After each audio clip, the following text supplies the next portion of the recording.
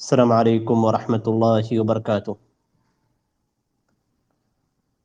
الحمد للہ رب العالمین والعاقبۃ للمتقین ولا عدوان الا علی الظالمین، والصلاة والسلام علی اشرف الانبیاء والمرسلین محمد وعلی آلہ الطیبین الطاہرین وعلی صحابته الغر المحجلین وعلى من تبعهم بإحسان إلى يوم الدين، أما بعد، فيقول الله سبحانه وتعالى في كتابه العزيز: أعوذ بالله من الشيطان الرجيم، بسم الله الرحمن الرحيم، إن عدة الشهور عند الله 12 شهرا في كتاب الله يوم خلق السماوات والأرض منها 4 حرم ذلك الدين القيم فلا تظلموا فيهن أنفسكم۔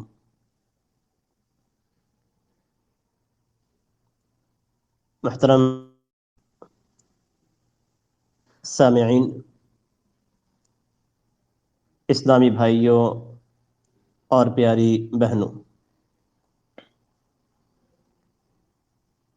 ہم جس مہینے سے گزر رہے ہیں یہ محرم کا مہینہ ہے، اور اللہ تبارک و تعالیٰ نے بندوں کے لیے مختلف خیر کے مواقع میسر کیے ہیں۔ ان خیر کے مواقع میں سے محرم کا مہینہ بھی ہے، جس میں اللہ تبارک و تعالیٰ بندوں کی نیکیوں میں اضافہ کرتا ہے، ان کے درجات کو بلند کرتا ہے اور ان کے گناہوں کو معاف کرتا ہے۔ یہ اللہ تبارک و تعالیٰ کا فضل ہے کہ اللہ تبارک و تعالیٰ نے کچھ ایام سال میں ایسے رکھے ہیں کہ اگر بندہ ان ایام میں عبادت کرتا ہے تو اللہ تبارک و تعالیٰ اس کی عبادت کے اجر میں اضافہ کرتا ہے، اور بندے کا تھوڑا سا عمل اس کے لیے آخرت میں بہت زیادہ فائدے کا باعث بنتا ہے۔ اللہ تبارک و تعالیٰ کا یہ کرم ہے کہ اللہ تبارک و تعالیٰ نے ایام مقرر کیے ہیں، اللہ تبارک و تعالیٰ نے اماکن اور جگہیں مقرر کی ہیں جہاں پہ عبادت کرنے کا ثواب الگ ہے عام جگہوں کے اعتبار سے، عام ایام کے اعتبار سے۔ اس کو اگر ہم سمجھنا چاہیں تو ہم سمجھ سکتے ہیں کہ اگر کوئی شخص سے تنہا کسی مقام پہ نماز پڑھتا ہے تو اسے نماز کا اجر ملتا ہے، لیکن جب وہی نماز سے وہ بندہ مسجد کے اندر باجماعت پڑھتا ہے تو اس کے اجر میں اضافہ ہو جاتا ہے، جیسا کہ نبی اکرم صلی اللہ علیہ وسلم کی حدیث ہے۔ آپ صلی اللہ علیہ وسلم فرماتے ہیں کہ تنہا نماز سے باجماعت نماز کا جو ثواب ہے، باجماعت نماز کا ثواب 23 درجہ اور بعض روایتوں کے مطابق 27 درجہ زیادہ ہوتا ہے۔ اسی طریقے سے اللہ تبارک و تعالیٰ نے رمضان کے مہینے کو مقرر کیا ہے، جس میں اگر روزہ رکھا جائے اور پھر شوال کے 6 روزے ملا دیے جائیں تو پورے سال تک روزہ رکھنے کا ثواب مل جاتا ہے۔ ہمیشہ اللہ تبارک و تعالیٰ بندوں کو موقع دیتا ہے کہ بندے اللہ کی عبادت کریں اور ان سے جو گناہ سرزد ہوتے ہیں ان گناہوں کی معافی ان اعمال کے ذریعے سے ہو جائے۔ محرم الحرام کا مہینہ انہی مہینوں میں سے ایک مہینہ ہے جن میں مہینے کی فضیلت بھی ہے اور ان کے کچھ ایام کی بھی فضیلت ہے۔ یہ مہینہ جب اللہ تبارک و تعالیٰ نے آسمان و زمین کو پیدا کیا اور سال کی گنتی اللہ تبارک و تعالیٰ نے مقرر کی تو اس وقت ان مہینوں کے اندر 4 مہینے کو حرمت والا مہینہ قرار دیا۔ حرمت والے مہینے میں سے ایک مہینہ محرم الحرام کا مہینہ ہے، اور اللہ تبارک و تعالیٰ نے اس مہینے کو حرمت والا کیوں قرار دیا ہے، اور حرمت والے قرار دینے کا مفہوم کیا ہے؟ حرمت سے مراد عظمت ہے۔ عظمت سے مراد یہ ہے کہ آپ اس مہینے کی تعظیم کریں اور اس کے اندر اپنے آپ کو غلط کاموں سے دور رکھیں۔ اصل میں یہی تعظیم ہے۔ جس طریقے سے ہم جب تعظیم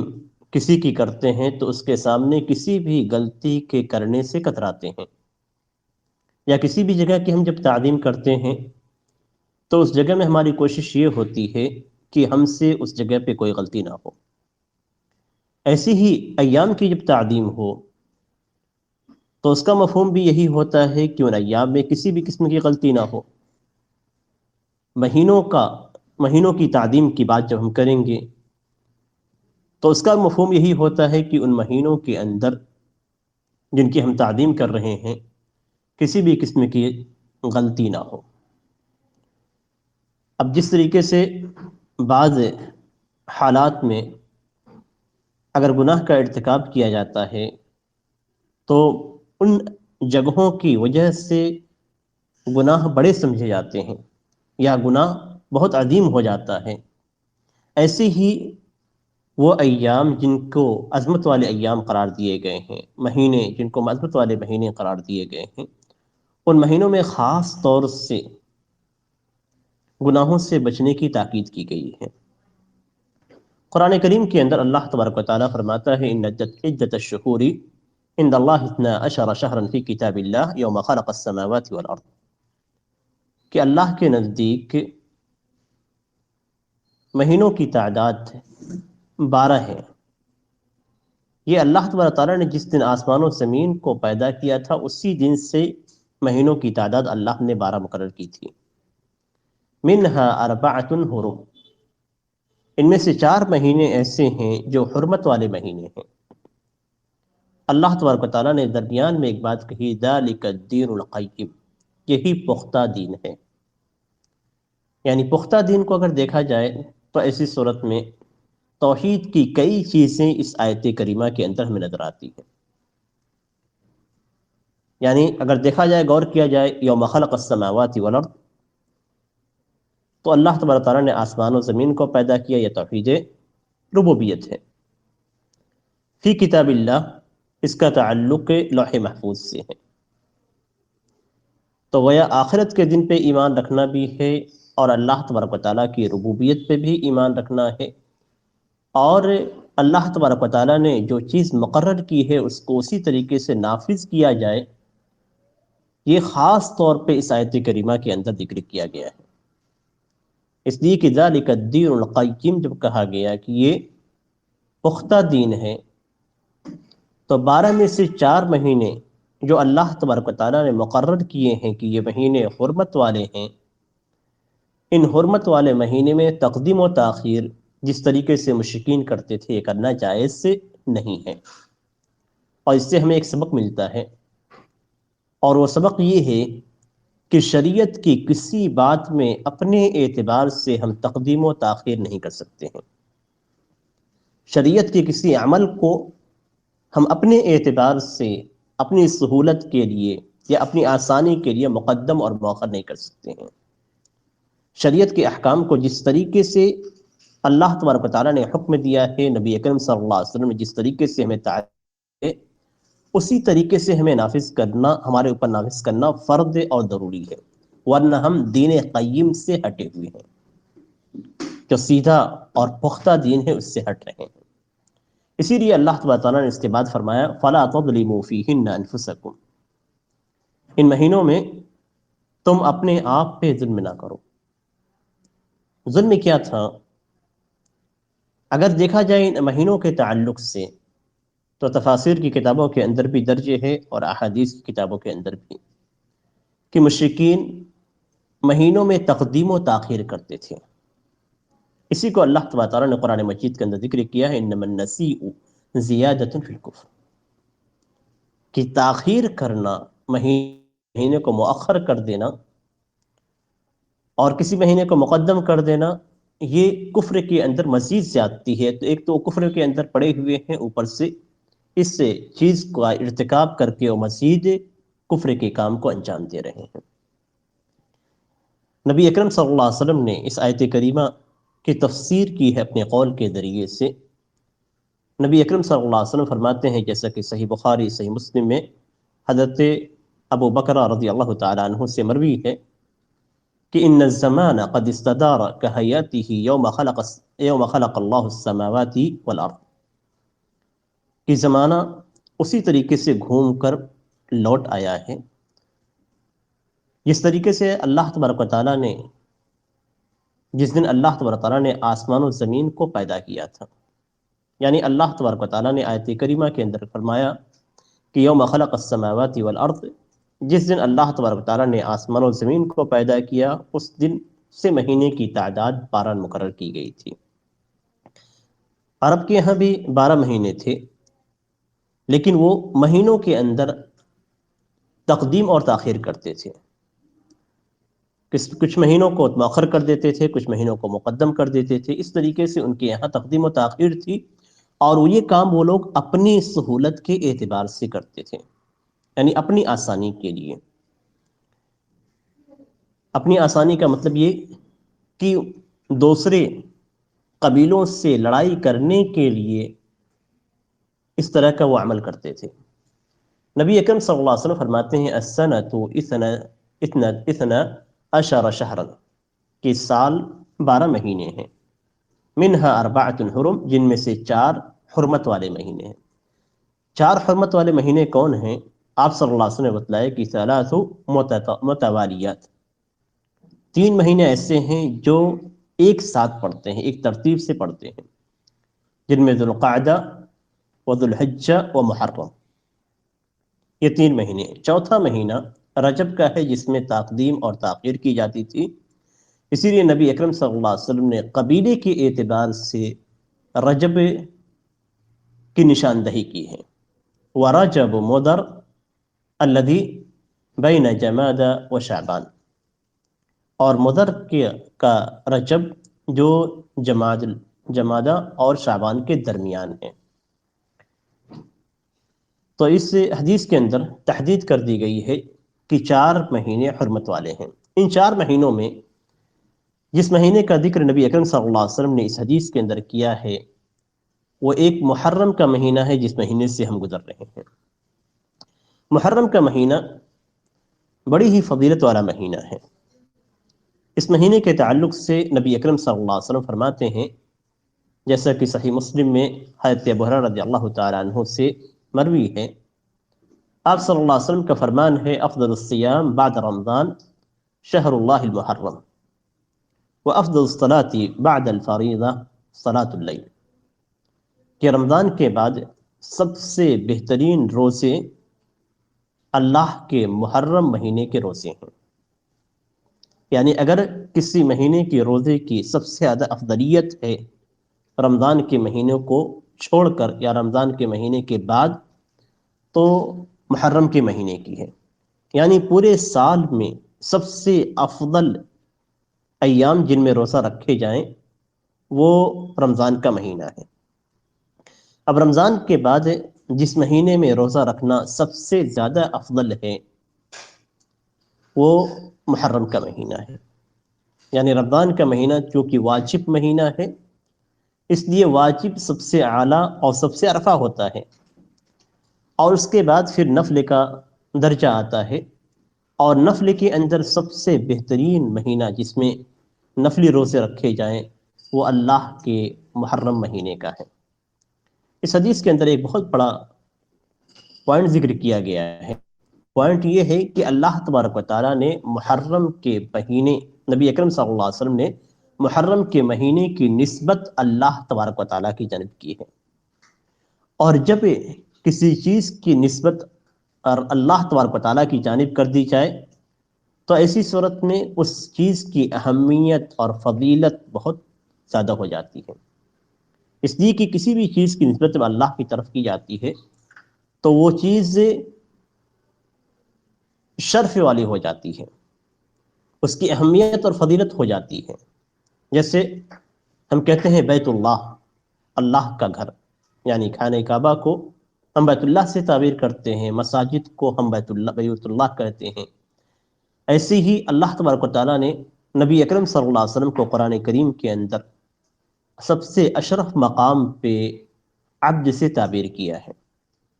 الحمدللہ الذی انزل علی عبدہ، سبحان الذی اسری بعبدہ، اس لیے کہ عبودیت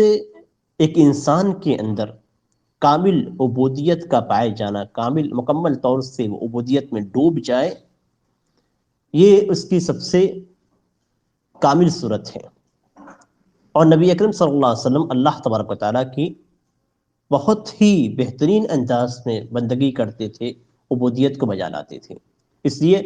اللہ تبارک و تعالیٰ نے انہیں رسول کہنے کے بجائے ان مقامات پہ عبد سے تعبیر کیا ہے، اس لیے کہ اللہ کا عبد ہونا یہ بہت اونچا مقام ہے۔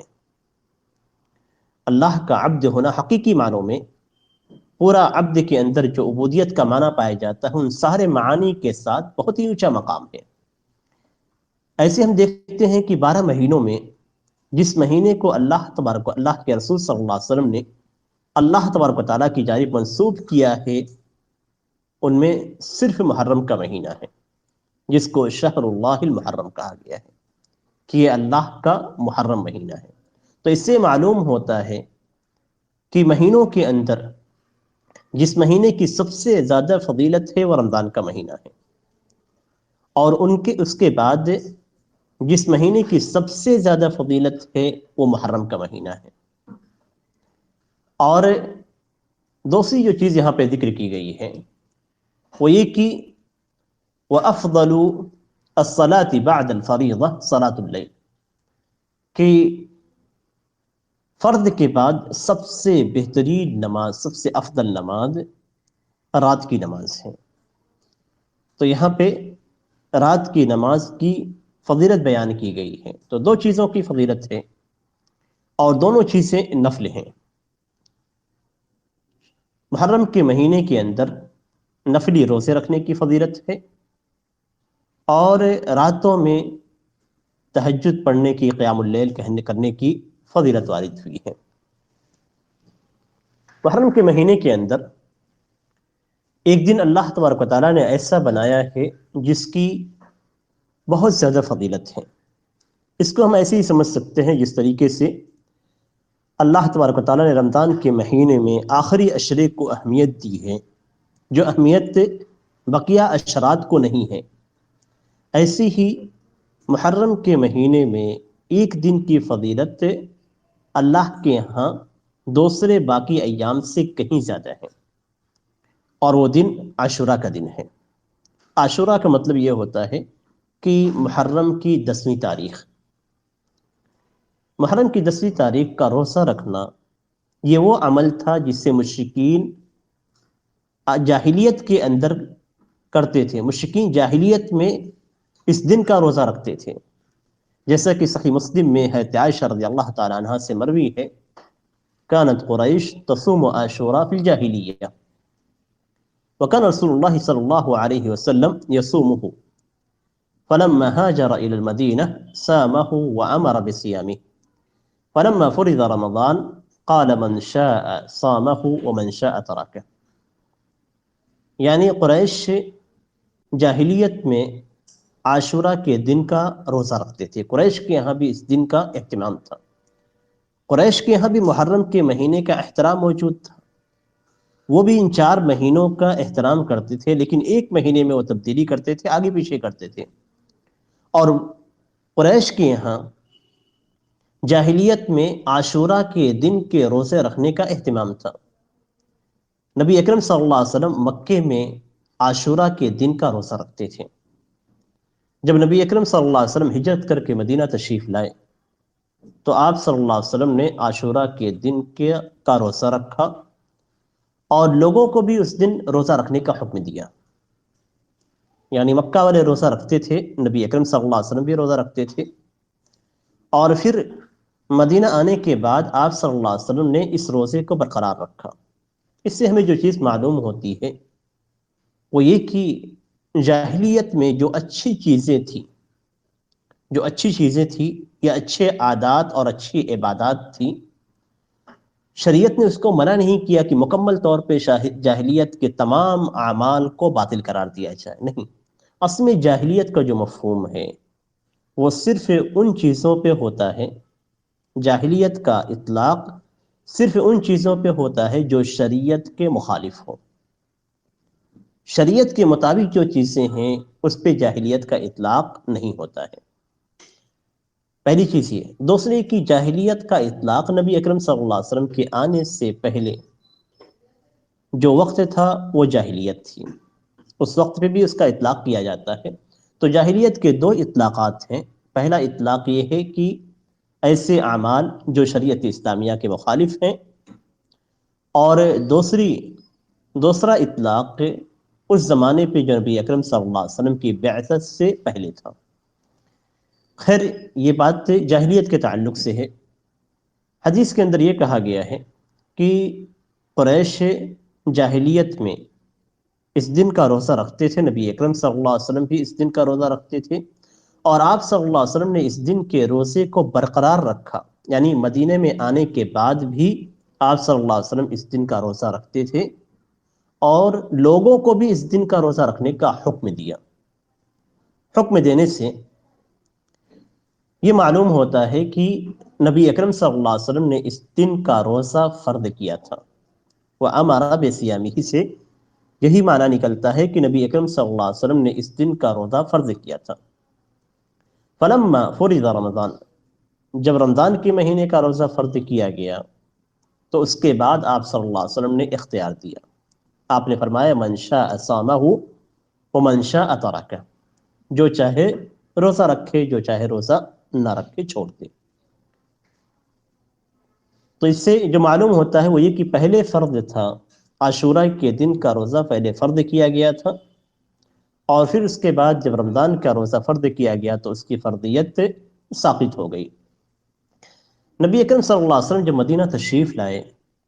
تو آپ صلی اللہ علیہ وسلم نے دیکھا کہ وہاں پہ یہود بھی روزہ رکھتے ہیں، جیسا کہ صحیح مسلم کے اندر حضرت ابن عباس رضی اللہ تعالیٰ عنہ کی حدیث ہے،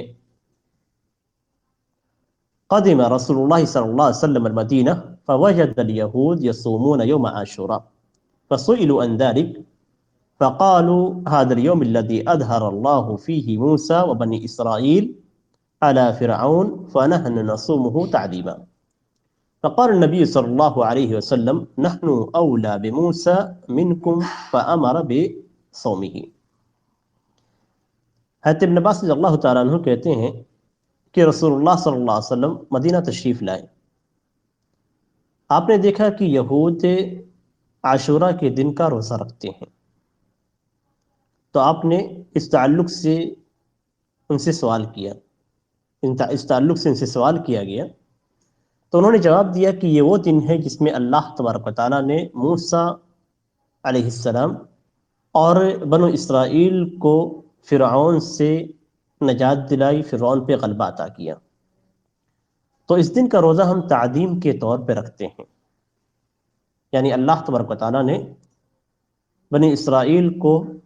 موسیٰ علیہ السلام کو نجات دلائی ہے، اس لیے اس دن کا روزہ ہم تعظیم کے طور پہ رکھتے ہیں۔ تو آپ صلی اللہ علیہ وسلم نے فرمایا کہ نحن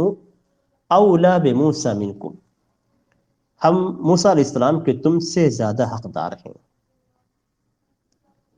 فَأَمَرَ بِصَوْمِهِ، اور آپ صلی اللہ علیہ وسلم نے اس دن روزہ رکھنے کا حکم دیا۔ اس حدیث کے اندر جو بات ہے معلوم ہوتی ہے وہ یہ کہ یہود بھی عاشورہ کے دن کا روزہ رکھتے تھے، اور ان کے عاشورہ کے دن کے روزہ رکھنے کا سبب یہ تھا کہ وہ اس دن اللہ تبارک و تعالیٰ نے موسیٰ علیہ السلام کو اور ان کی قوم بنو اسرائیل کو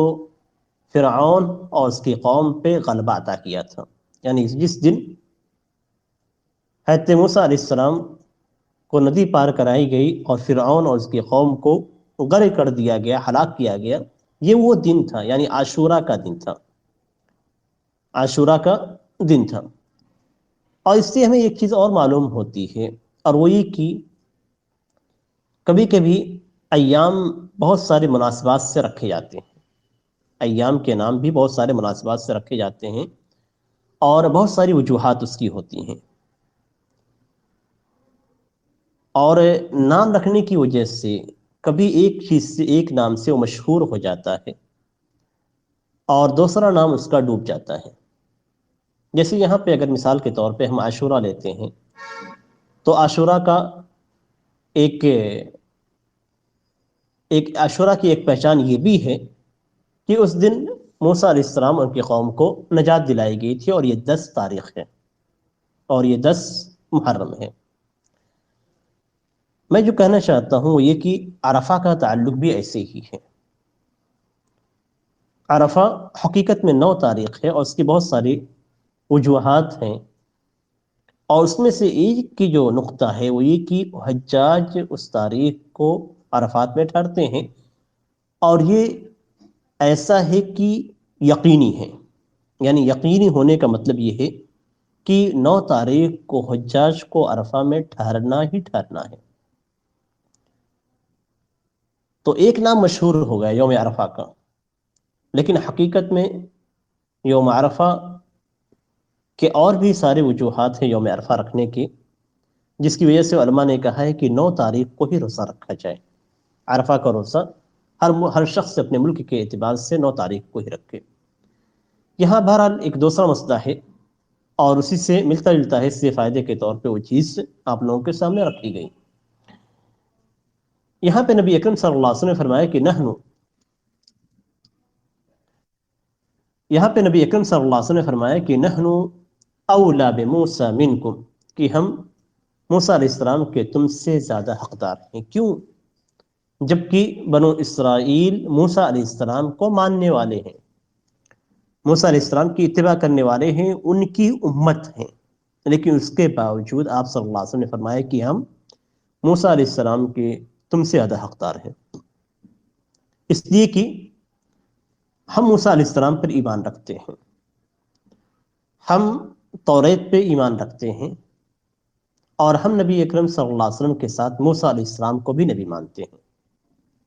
اس لیے ہمارا جو حق ہے وہ زیادہ بے ہے، اور تمہارا یہ حق ہے کہ تم صرف موسیٰ علیہ السلام پہ ایمان رکھتے ہو اور تم نے توریت کے اندر تحریف بھی کی ہے۔ تو اگر ایک نبی کو کوئی خوشی حاصل ہوئی ہے تو ہم زیادہ حقدار ہیں، اس لیے کہ ہم تمام انبیاء پہ ایمان رکھتے ہیں اور تم تمام انبیاء پہ ایمان نہیں رکھتے۔ تو اس اعتبار سے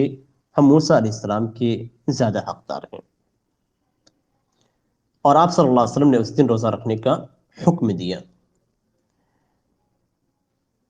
یہ اسی معنی کی ایک دوسری روایت ہے حضرت ابو موسیٰ اشعری رضی اللہ تعالیٰ عنہ سے،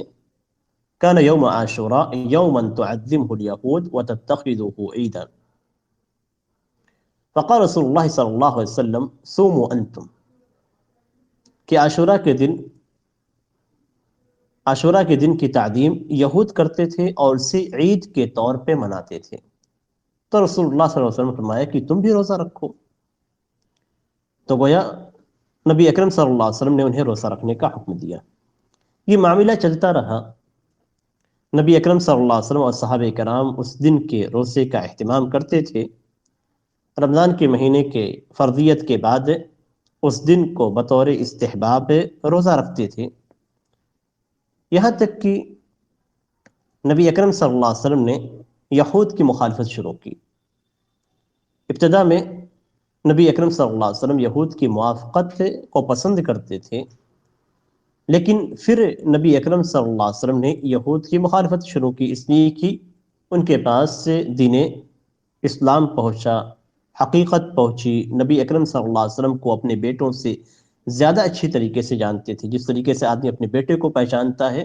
اس سے کہیں بہتر انداز میں یہود نبی اکرم صلی اللہ علیہ وسلم کو پہچانتے تھے، لیکن ان ساری چیزوں کے باوجود وہ ایمان نہیں لائے، اور جب ایمان نہیں لائے تو ظاہر سی بات ہے کہ اب یہ ہٹ درمی ان کے اندر پائی جاتی ہے، تو ان کی موافقت نہیں ہونی چاہیے تھی۔ پہلے چونکہ مشرک اور اہل کتاب کا معاملہ تھا، یعنی مشرکین تھے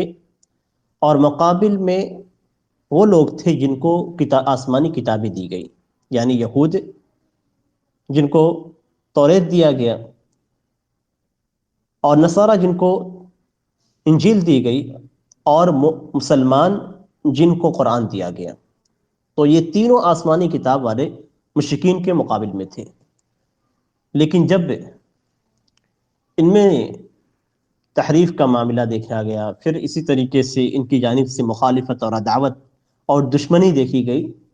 تو نبی اکرم صلی اللہ علیہ وسلم یہود کی اور نصارہ کی مخالفت آپ صلی اللہ علیہ وسلم نے شروع کی۔ اور یہی وجہ ہے کہ نبی اکرم صلی اللہ علیہ وسلم نے صحابہ کرام سے کہا کہ اگر میں اگلے سال زندہ رہا تو ہم 9 تاریخ کا بھی روزہ رکھیں گے، جیسا کہ صحیح مسلم کے اندر حضرت عبداللہ بن عباس رضی اللہ تعالیٰ عنہ سے مروی ہے کہ آپ صلی اللہ علیہ وسلم نے فرمایا کہ فَإِذَا كَانَ الْعَامُ الْمُقْبِلُ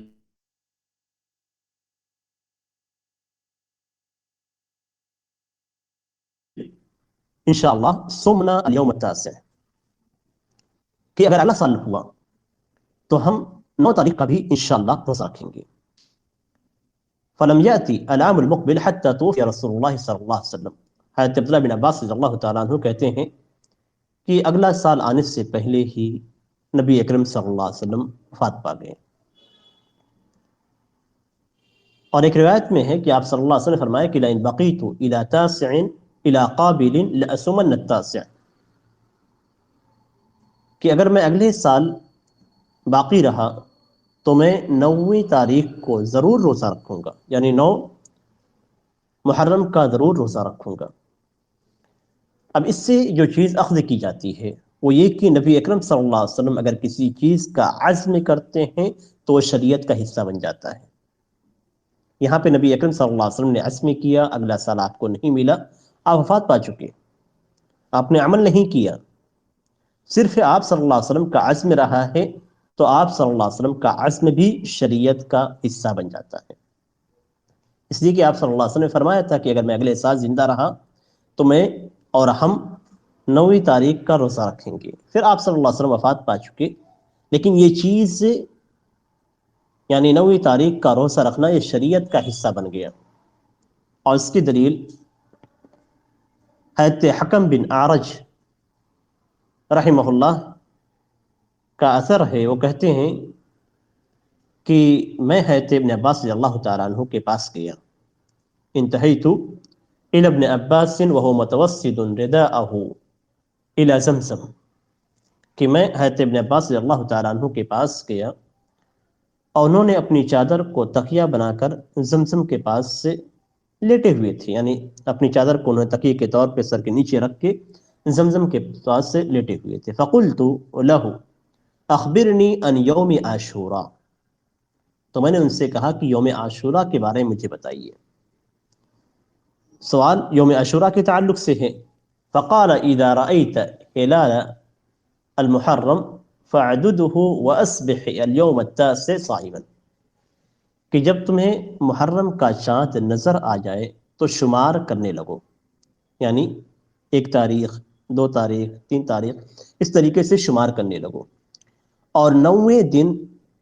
روزے کی حالت میں صبح کرو۔ قلت هكذا كان رسول اللہ صلی اللہ علیہ وسلم يصومه قال نعم، انہوں نے پوچھا کہ کیا اسی طریقے سے رسول اللہ صلی اللہ علیہ وسلم روزہ رکھتے تھے؟ تو جواب میں انہوں نے کہا کہ ہاں۔ اب ہم غور کرتے ہیں مسلم کی روایت کو، جس میں جو حضرت ابن عباس رضی اللہ تعالیٰ عنہ سے مروی ہے، اور یہاں پہ حضرت ابن عباس رضی اللہ تعالیٰ عنہ کے قول کو تو ہمیں سمجھ میں آ جاتا ہے کہ خود حضرت ابن عباس رضی اللہ تعالیٰ عنہ کہتے ہیں کہ اگلا سال آنے سے پہلے نبی اکرم صلی اللہ علیہ وسلم وفات پا چکے۔ تو اس سے کیا معلوم ہوتا ہے کہ نبی اکرم صلی اللہ علیہ وسلم نے جو یہ کہا کہ انشاءاللہ ہم 9 تاریخ کو روزہ رکھیں گے، آپ کا یہ عزم آپ کے عمل کی طرح ہے۔ اسی لیے نبی اکرم صلی اللہ علیہ وسلم کی جانب نسبت کرتے ہوئے حضرت عبداللہ بن عباس رضی اللہ تعالیٰ عنہ نے حکم بن اعرج رضی اللہ تعالیٰ عنہ سے رحمہ اللہ سے کہا کہ ہاں اسی طریقے سے رسول اللہ صلی اللہ علیہ وسلم روزہ رکھتے تھے۔ تو روزہ رکھنے کا طریقہ بھی ہمیں یہاں بتلایا گیا ہے، اور وہ یہ کہ ہم 9 اور 10 تاریخ کا روزہ رکھیں، 9 اور 10 تاریخ کا۔ اور نبی اکرم صلی اللہ علیہ وسلم نے یہ یہود کی مخالفت میں کیا تھا کہ آپ صلی اللہ علیہ وسلم نے 9 تاریخ کا روزہ رکھنے کا حکم دیا تھا. تو عاشورہ کا جو روزہ ہے وہ 2 دن کا روزہ ہے،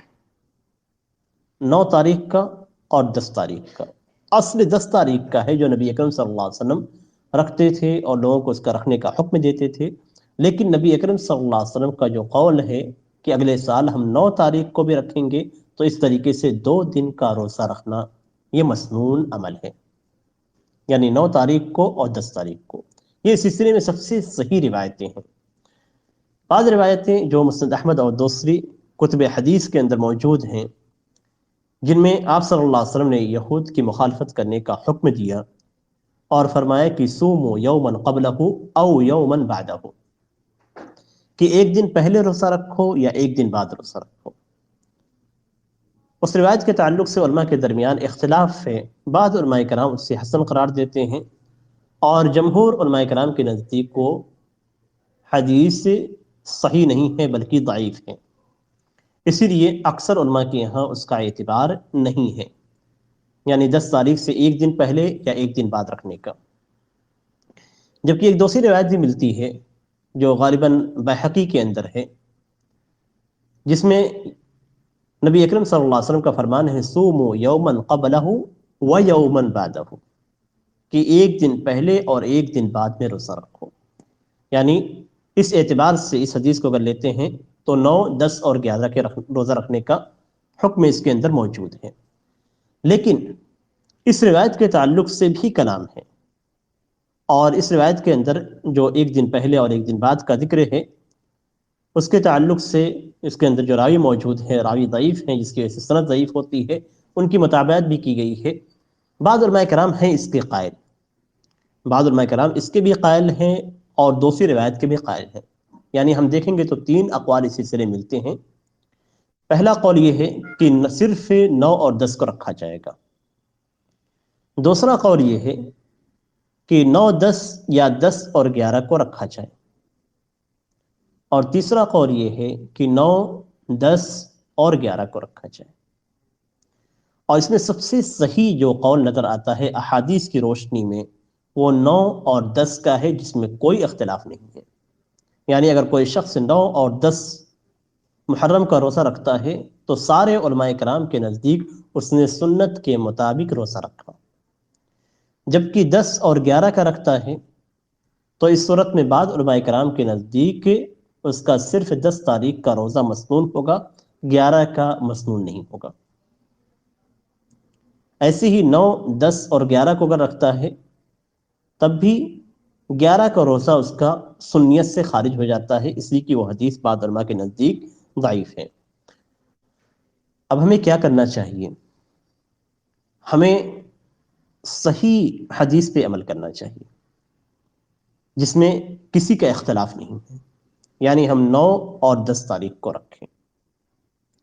یہ اس صورت میں جب ہمارے پاس کوئی عذر نہ ہو، کسی بھی قسم کا کوئی عذر نہ ہو.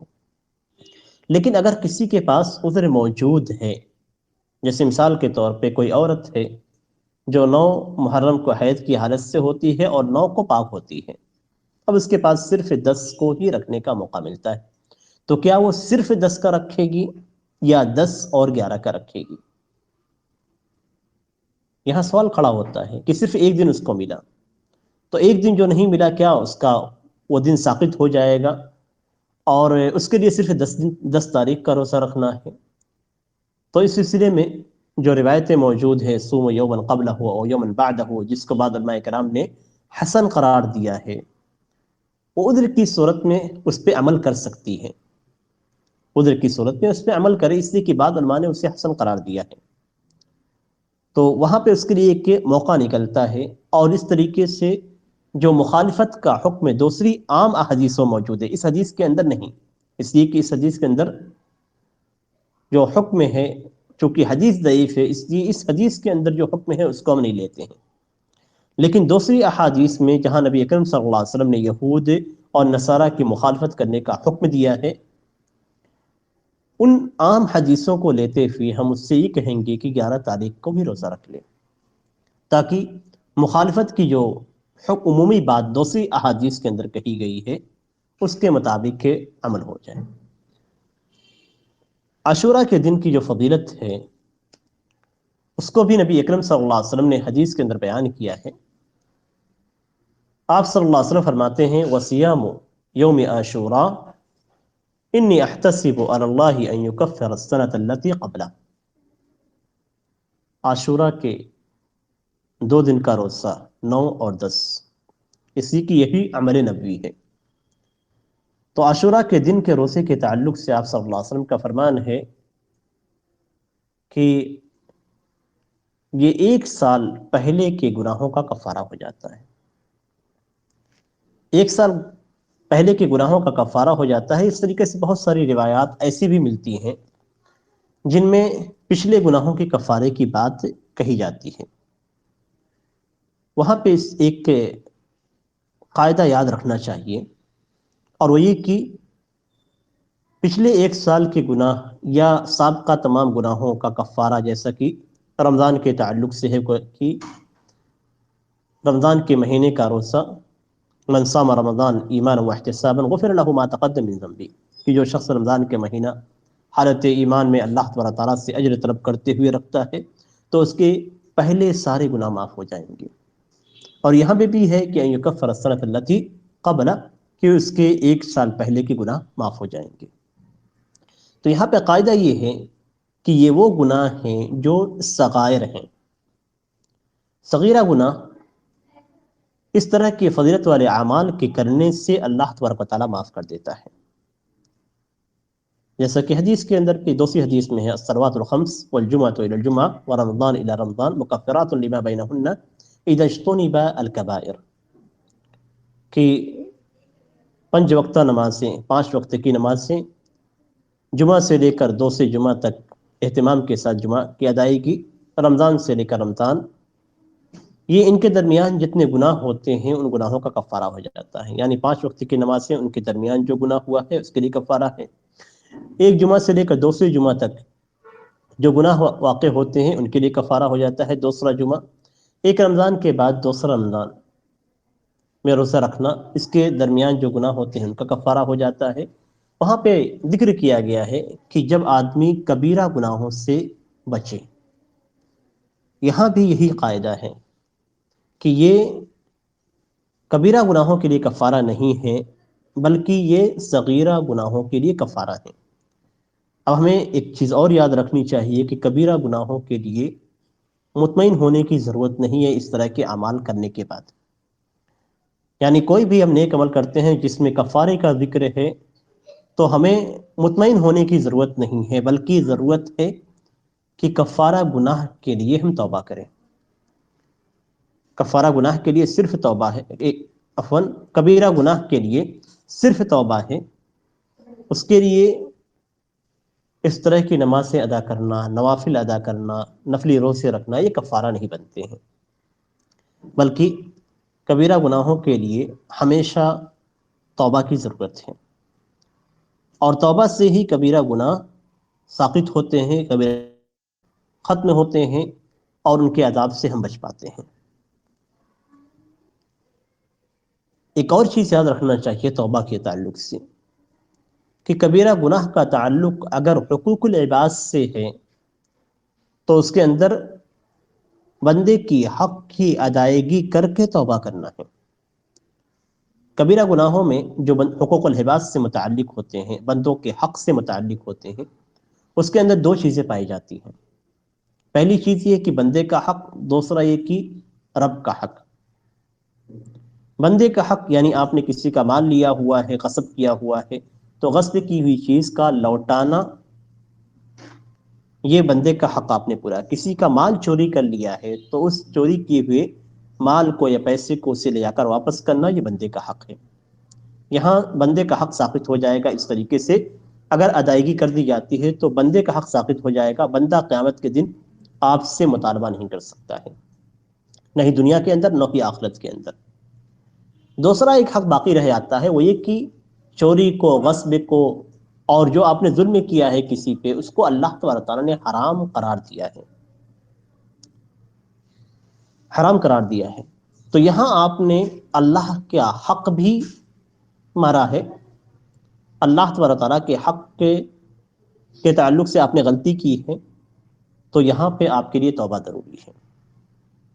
تو اگر حقوق عباد سے متعلق ہے، حقوق العباد اور بندوں کے حق سے متعلق ہے، تو وہاں پہ توبہ بھی کرنا ہے اور ساتھ ساتھ اس حق کو ادا بھی کرنا ہے۔ اگر آپ نے توبہ کیا، حق ادا نہیں کیا، تو آپ نے توبہ نہیں کیا، یہ ہمیں یاد رکھنا چاہیے۔ اس لیے کہ ہم حق جب مارتے ہیں کسی بندے کا تو ہم سوچتے ہیں صرف توبہ کرنے سے، نمازیں پڑھنے سے، روزہ رکھنے سے ہمارا گناہ ختم ہو جائے گا۔ نہیں، یہ ختم نہیں ہوتا ہے۔ بندے کا حق جب تک ادا نہ کیا جائے، یا بندہ جب تک معاف، وہ بھی دل سے، زبان سے نہیں کہ آپ اسے کسی طریقے سے مجبور کر کے معاف کرا لیں، نہیں، دل سے جب تک معاف نہیں کرتا ہے تب تک کہ وہ حق ساقط نہیں ہوتا ہے۔ اور یہ کیوں؟ اس لیے کہ آپ اللہ تبارک و تعالیٰ سے توبہ کر لیں گے تو اللہ تبارک و تعالیٰ تو اس سے گناہ کو معاف کر سکتا ہے، اس گناہ کی سزا آخرت میں نہیں دے سکتا ہے، لیکن جو حق ہے اس کی ادائیگی ضروری ہے، ورنہ قیامت کے دن آپ کی نیکیوں سے اٹھا کر اسے دیا جائے گا۔ جیسا کہ حدیث کے اندر ہے کہ آپ صلی اللہ علیہ وسلم نے پوچھا کہ مفلس کون ہے؟ صحابہ کرام نے جواب دیا جس کے پاس درہم و دینار نہ ہو۔ تو آپ نے فرمایا کہ میری امت کا مفلس وہ ہے جس کے پاس نماز ہوں گے، روزے ہوں گے، صدقات ہوں گے، اور وہ اس کیفیت میں آئے گا کہ اس نے اسے مارا ہے، اس کو گالی دی ہے، اس کے ساتھ ظلم کیا ہے، تو قیامت کے دن اس کی نیکیوں کو اٹھا کر ان مظلومین کو دیا جائے گا۔ اگر اس کی نیکیاں ختم ہو گئیں تو اس صورت میں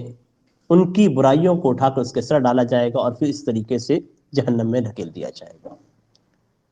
تو یہ بہت خطرناک کیفیت ہے، اور اس مہینے کے اندر فَلَا تَظْلِمُوا فِيهِنَّ أَنفُسَكُمْ، اس کے اندر اپنے آپ پہ ظلم نہ کرو،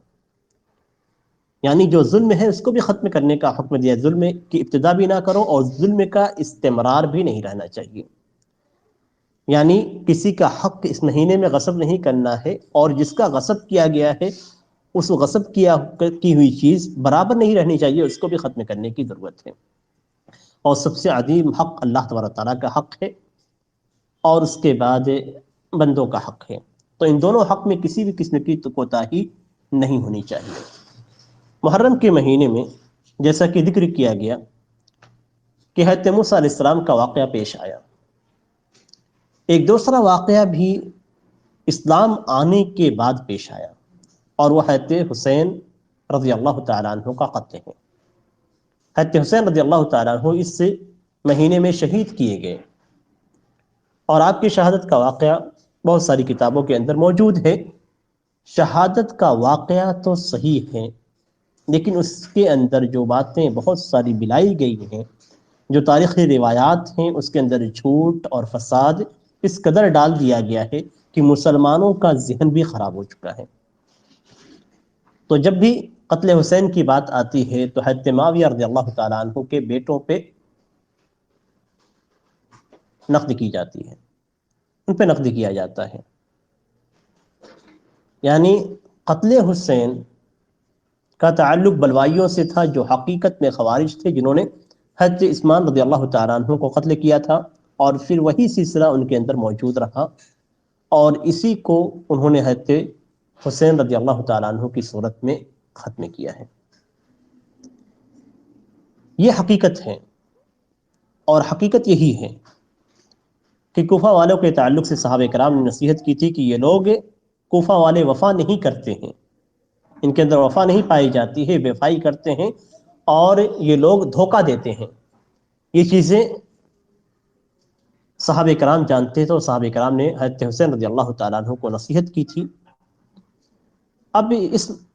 قتل کے تعلق سے، شہادت کے تعلق سے ہمارا کیا موقف ہونا چاہیے؟ وہ یہ کہ ہم اپنی زبانوں کو صحابہ کرام اور ان کی اولاد پہ کلام کرنے، تنقید کرنے سے روکیں۔ اور اس قتل کے اندر کسی صحابی کا کوئی عمل نہیں تھا، اس قتل کے اندر نہ کسی صحابی کے بیٹے کا کوئی عمل تھا۔ اگر آپ حضرت حسین رضی اللہ تعالیٰ عنہ اور حضرت معاویہ رضی اللہ تعالیٰ عنہ کے خاندانی تعلقات کو صرف پڑھنا شروع کر دیں، اور حضرت حسین رضی اللہ تعالیٰ عنہ کو روکنے کے لیے جو لشکر آیا تھا اس لشکر کے سپہ سالاروں کے نام اور ان کے خاندان اور ان کے تعلقات کو دیکھیں تو آپ کو معلوم ہوگا کہ کتنا پیارا تعلق تھا، کتنا پیارا یعنی ننیالی تعلق تھا۔ تو یہ کیسے ممکن ہے کہ ایک ننیالی تعلق رکھنے والے کو قتل کر دیا جائے؟ یہ ساری چیزیں صرف جذبات کو بھڑکانے کے لیے استعمال کی جاتی ہیں، اور اس کے راستے سے مسلمانوں کے دلوں میں صحابہ کرام اور ان کی اولاد کے تعلق سے بغض ڈالنے کا کام کیا جاتا ہے۔ اصلی یہی چیز ہے کہ ہم صحابہ کرام کی اولاد کے تعلق سے جب بغض ڈالیں گے تو یہ رہے گا کہ یہ فلاں کا بیٹا ہے، فلاں کا بیٹا، اور یہی فلاں کے بیٹے کے نام پہ فلاں پہ تنقید کر دی جائے، اور اس طریقے سے مکمل طور پہ ایک صحابی جو کاتب وحی ہیں، جو وحی کے لکھنے والے تھے، جن کو نبی اکرم صلی اللہ علیہ وسلم نے دیر سے ایمان لانے کے باوجود وحی لکھنے کے لیے مقرر کیا ہے، ان پہ اور ان کی اولاد پہ نقد کیا جائے۔ اہل سنت و جماعت کا موقف یہی ہے کہ صحابہ کرام کے درمیان جو بھی واقعات پیش آئیں ان سے ہم اپنی زبانوں کو محفوظ رکھیں گے، ان سارے صحابہ کرام کے لیے ہم دعا کریں گے، اور اگر کوئی شخص کسی صحابی سے بغض رکھتا ہے تو اس سے بغض رکھیں گے۔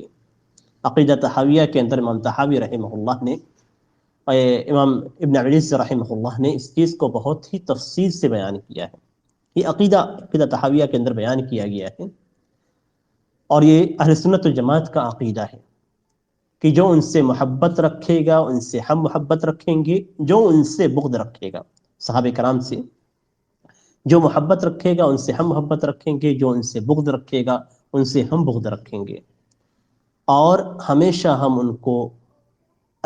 کی اچھائیوں کو ذکر کریں گے اور ان کی برائیوں سے اپنی زبانوں کو روکے رکھیں گے۔ تو ہمارا موقف اس تعلق سے بھی یہی ہونا چاہیے کہ حضرت حسین رضی اللہ تعالیٰ عنہ کے قتل کا اگر واقعہ کوئی بیان کرتا ہے تو صرف اتنا ہی سنیں ہم جتنا ان کی شہادت سے متعلق ہے، اور پھر سب سے اہم چیز یہ ہے کہ ہم سے شہادت حسین کی تفصیل نہیں پوچھی جائے گی قیامت کے دن۔ اس لیے اگر ہم فتنہ سے اپنے آپ کو بچانا چاہتے ہیں تو ہم خود اپنے آپ کو اس سے دور رکھیں، ہم پڑھیں ہی نہ، اس فتنے میں پڑھنے کی ضرورت ہی نہیں ہے۔ اگر ہمیں یہ لگتا ہے کہ قتل حسین پڑھنے کے بعد روایات ہمارے ذہنوں میں آ جائیں گی اور ہمارا ذہن بکھرنے لگے گا اور صحابہ کرام کے تعلق سے ہمارے دلوں میں کوئی بات آ سکتی ہے، تو پھر اپنی زبان کو، اپنی آنکھوں کو بند رکھیں، کانوں کو ہی بند رکھیں، نہ ہم اس تعلق سے کچھ سنیں، نہ اس تعلق سے کچھ پڑھیں، نہ اس تعلق سے کچھ بولیں، اس لیے کہ کسی بھی شخص کے تعلق سے بولنا یہ اس کی غیبت ہے، کم از کم غیبت ہے۔ ایک عام مسلمان کے تعلق سے کوئی بری بات کہنا یہ غیبت ہے، اور جب ہم صحابی یا ان کی اولاد کے تعلق سے بری بات کہتے ہیں تو کتنی بڑی غیبت ہے یہ ہم سوچ سکتے ہیں۔ اور اگر ہم غلط نسبت کرتے ہیں تو ایسی صورت میں ان پہ بہتان باندھتے ہیں، اور بہتان باندھنا کتنا بڑا جرم ہے شریعت کے اندر کہ اسے نبی اکرم صلی اللہ علیہ وسلم نے کبیرہ گناہوں میں شمار کیا ہے، بڑے کبیرہ گناہوں میں شمار کیا ہے۔ اس مہینے کے اندر جہاں اس مہینے کی فضیلت ہے، وہیں پہ اس مہینے کے اندر مختلف بدعات بھی جنم لیتی ہیں، اور ان بدعات میں سے جو بدعات ہیں، ماتم کی بدعت۔ ماتم کے تعلق سے صرف اتنا ہی کہہ دینا کافی ہے کہ جو شخص سے حسین رضی اللہ تعالیٰ عنہ کے قتل کرنے والوں کی تائید میں ہوگا تو ظاہر سی بات ہے کہ اسے اپنے بدن پہ کوڑے برسانے ہی ہوں گے۔ آج ماتم کی جو محفلیں قائم کی جاتی ہیں، اگر اس کی تاریخ پڑھی جائے تو یہی وہ افراد تھے جنہوں نے حضرت حسین رضی اللہ تعالیٰ عنہ کو قتل کیا تھا۔ ایک لمبی مدت تک، تقریباً 300 سال کے عرصے تک، یہ حضرت حسین رضی اللہ تعالیٰ عنہ کے قتل کی خوشی مناتے تھے، جشن مناتے تھے۔ پھر جب انہیں ہر طرف سے کافر اور خارج عن الملہ اور صحابہ کرام اور حضرت حسین کا قاتل قرار دیا گیا اور انہیں اسلام سے بالکل الگ کر دیا گیا، تو اس صورت میں انہوں نے ماتم منانا شروع کیا۔ یہ وہ لوگ ہیں جو وقت اور حالات کو دیکھ کر پلٹتے ہیں اور جن کے ہاں تقیہ ہے۔ تو یہ نہ سوچیں کہ یہ ماتم کر رہے ہیں تو یہ غم منا رہے ہیں، یہ قتل حسین کا غم نہیں، بلکہ یہ خوشیاں مناتے تھے۔ جب ان کو اسلام سے باہر کیا گیا تو یہ اسلام میں داخل ہونے کے لیے ماتم اور اہل بیت کا لبادہ اوڑھ لیا، اور یہی لبادہ منافقین نے اوڑھا تھا حضرت علی رضی اللہ تعالیٰ عنہ کے زمانے سے لے کر۔ حضرت علی رضی اللہ تعالیٰ عنہ کے زمانے میں اہل بیت کا شوشہ چھوڑا گیا تھا، اور اسی بنیاد پہ کئی جنگوں کا ماحول بنایا گیا۔ یہ رافضہ کی حالت اور کیفیت اگر آپ کو جاننی ہے تو ابھی خمینی کے آنے سے پہلے تک یہ لوگ نماز نہیں پڑھتے تھے، ان کے ہاں مساجد نہیں تھی، نماز نہیں پڑھتے، نماز نہیں تھے، اٹھا لی گئی تھی کہ جب 12ویں امام آئیں گے اس کے بعد وہ ساری چیزیں شروع ہوں گی۔ تو جب ہر طرف سے نماز نہ پڑھنے کی وجہ سے انہیں کافر ٹھہرایا گیا تو انہوں نے اس وقت یہ چیز شروع کی، مساجد کا بنانا اور پھر اس کے بعد نمازوں کا اہتمام کرنا، یہ بعد میں شروع ہوا۔ ایسے بہت ساری تفاصیل اس سلسلے میں ہیں، لیکن افسوس کس پہ ہے؟ افسوس یہ ہے کہ وہ افراد جو اپنے آپ کو اہل سنت والجماعت میں شمار کرتے ہیں، وہ اس موقع پہ صحابہ کرام کو گالیاں دیتے ہیں، محفلیں قائم کرتے ہیں، اور محفلوں میں شریک ہو کر وہ لوگوں کو قتل حسین کے ماتم کی جانب بلاتے ہیں۔ میں ایک اہم چیز یہاں پہ ذکر کروں گا، ہو سکتا ہے کہ بعض افراد جانتے ہوں۔ محفلیں جو قائم ہوتی ہیں شیعوں کے جو جلوس نکلتے ہیں 10 محرم کی مناسبت سے، اس میں بہت سارے اہل سنت و جماعت شریک ہوتے ہیں۔ اہل سنت و جماعت میں خاص طور پہ جو فرقہ بریلوی فرقے کی طرف منسوب ہوتا ہے اور جو اپنے آپ کو بریلوی کہتا ہے، یہ لوگ اس ماتم کی محفلوں میں بہت زیادہ شریک ہوتے ہیں، اور جو زیادہ جوشیلہ ہوتا ہے اسے یہ لوگ ٹارگٹ کرتے ہیں اور اس کے اوپر کام کرتے ہیں اور اس کو شیعہ بناتے ہیں۔ یہ وہ چیز ہے جو رافضہ کا عمل ہے۔ رافضہ ہمیشہ اہل سنت میں سے ایسے افراد کو تلاش کرنے کی کوشش کرتے ہیں جو ان کے مزاج کے مطابق ہو، اور ہمارے وہ نوجوان جو اس طرح کے ماتم میں اور ماتمی جلوس میں بہت زیادہ نکلتے ہیں اور جوش دکھلاتے ہیں، چیختے ہیں، چلاتے ہیں، ان کو خاص کر ٹارگٹ کیا جاتا ہے اور انہیں پیسے اور دوسری چیزوں کے لالچ دے کر انہیں صحابہ کرام کا دشمن بنا دیا جاتا ہے۔ اس لیے بہت زیادہ جذبات میں جانے کی ضرورت نہیں ہے، عقل سے کام لینے کی ضرورت ہے، اور ہمیشہ کوشش یہ ہونی چاہیے کہ ہم اپنے آپ کو ہر قسم کے بدعات سے دور رکھیں، جو سنت عمل ہے اس پہ کریں۔ سنت عمل یہ ہے کہ اس مہینے میں کثرت کے ساتھ روزہ رکھا جائے، 9 اور 10 تاریخ کے روزے کا اہتمام کیا جائے، اور اس کے اندر اس مہینے میں ہر قسم کے گناہوں سے اپنے آپ کو دور رکھنے کی کوشش کی جائے۔ یہ سنتی عمل ہے، اتنا ہی کر لینا ہمارے لیے کافی ہے۔ اتنا ہی کم کام کر لیں تو ہم نے اس مہینے کی عظمت کی ہے، اس مہینے کا احترام کیا ہے، اس مہینے کے تعلق سے جو اللہ تبارک و تعالیٰ کا حکم ہے اس حکم پر ہم نے عمل کیا ہے، نبی اکرم صلی اللہ علیہ وسلم کی جو سنت ہے اس سنت پہ ہم نے عمل کیا ہے۔ اتنا ہی کر لینا ہمارے لیے کافی ہے۔ بہت زیادہ اعمال کی جب کوشش ہم کرتے ہیں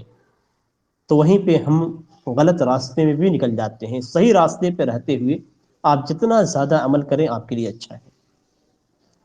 لیکن عمل کے جوش میں کبھی بھی راستے کو تبدیل نہ کریں، ہمیشہ شریعت کے راستے پہ